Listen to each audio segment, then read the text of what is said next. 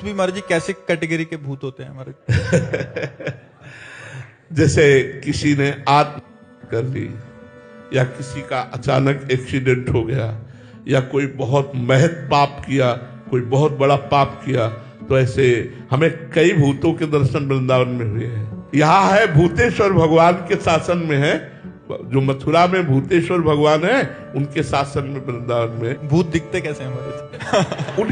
उनकी एक एक क्षण में रूप आकृति बदलती रहती है। वो ऐसा नहीं कि जैसे स्त्री रूप में प्रकट हुए तो स्त्री रूप ही वही रूप रहेगा। एक मिनट में देखते देखते बीभत्स भयावना रूप हो जाएगा, एक मिनट में घृणित रूप हो जाएगा, एक मिनट में बड़ा सुंदर रूप हो जाएगा। ऐसे वो बदलते रहते हैं। इसी से पता चलता है। तो हमें भी दिख सकते हैं? अगर वो समझेंगे कि आपके द्वारा कल्याण हो जाएगा तो फिर, अगर देख के समझेंगे कि खुद प्राण त्याग देगा, भूत बन जाएगा, तो काहे को मिलेंगे?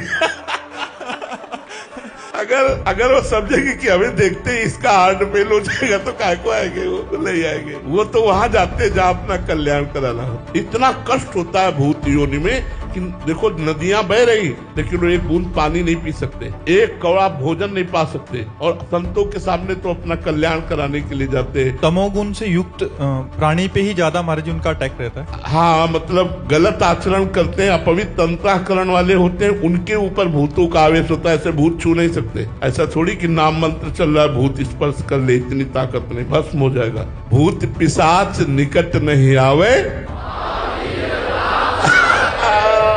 इसलिए डरना मत। भगवान का नाम, भगवान के भक्त का नाम उच्चारण किया, कोई निकट नहीं आ सकता। भगवान के नाम में, भगवान के भक्त में बड़ी सामर्थ्य है।